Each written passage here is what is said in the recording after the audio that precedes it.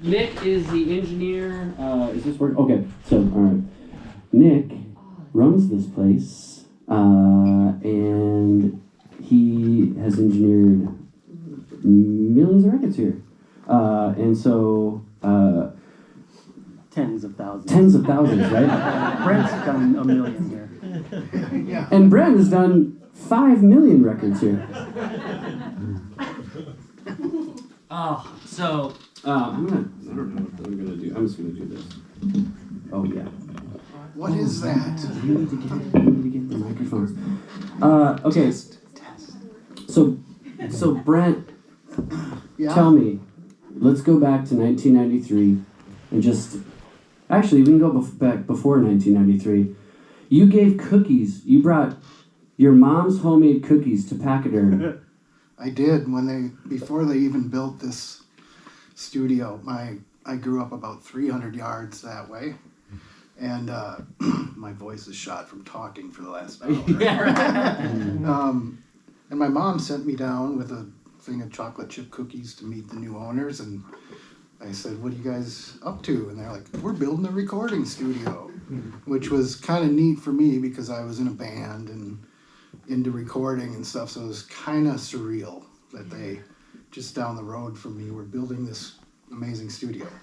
Yeah. So then fast forward to 1993, and I had gone to a year of recording engineer school, and I came down here with my little what do you call those? 4-track? No, Diploma. My diploma, basically. His music tech didn't have a degree. Right. And Jim, the owner who knew me, basically threw it aside and said, "Do you want the job?" And I said, "Yep." And I didn't know anything about this place. And then Nirvana showed up 2 days later. So I was First gig. Yeah. First gig. I was 22 and super intimidated, and it was surreal.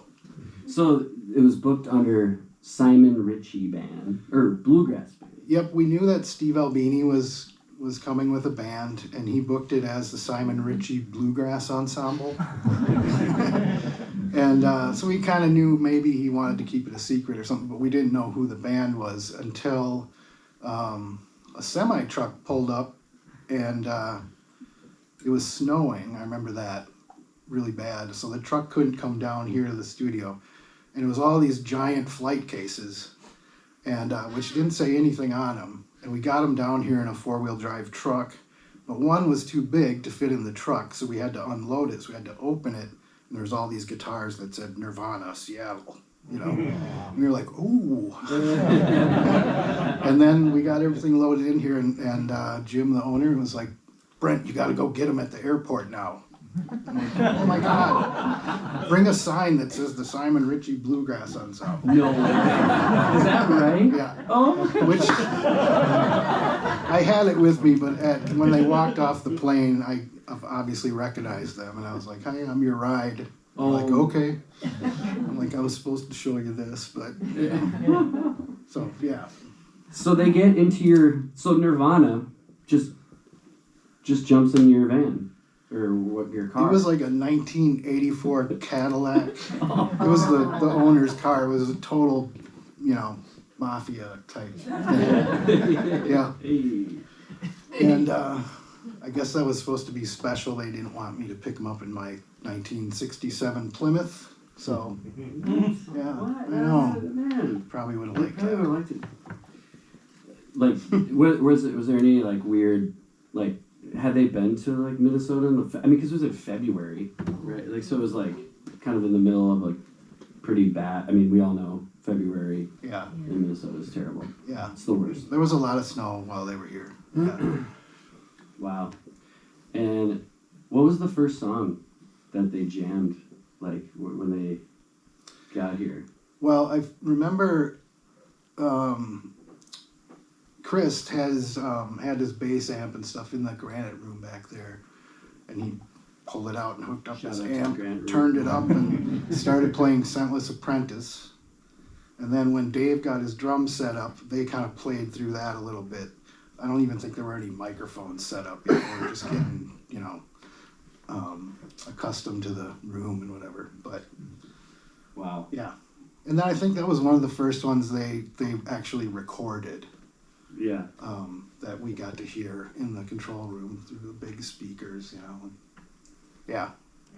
So that drum beat hits, and you're hearing it for the you're the very first person to hear Yeah. Nick and I were talking about, like, we had the CD, like we got. I remember like listening to this on, or was it a CD? Did you get a CD? Because I got a CD. Okay, and I remember that track just like it changed my life. Like the drum sound changed my life. Like Mm-hmm. But hearing that for the first time must have been just wild. Like, I don't know. Like, It was, and it was also my first time hearing a band in this studio. Yeah. And it was Nirvana. yeah. They were working with Steve Albini, who I was, I knew who he was, and I was really excited about that and intimidated. Yeah. So, yeah, it was crazy. Yeah. Yeah. It's like, yeah. They kind of, what was it, 2.5 weeks? So they recorded, like, did do you remember, like, what the day was like? Did they record kind of in the morning, or was it like at... They would record during the afternoon, take a break for dinner, and then maybe go back and work a little more. But the days were pretty casual. Yeah. Yeah. So like not like 12-hour days, like No. business hours.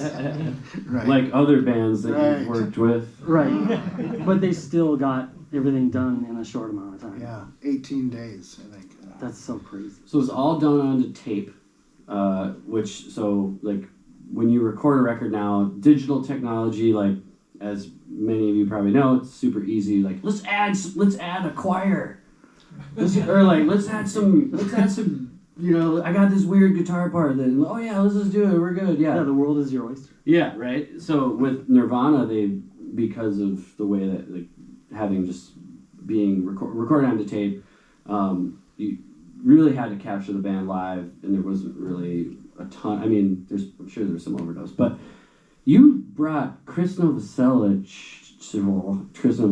to buy. You went shopping with him. Yeah, we drove up to South St. Paul and went to a Best Buy because he wanted to buy a new boombox to listen to the mixes on. On Robert Street?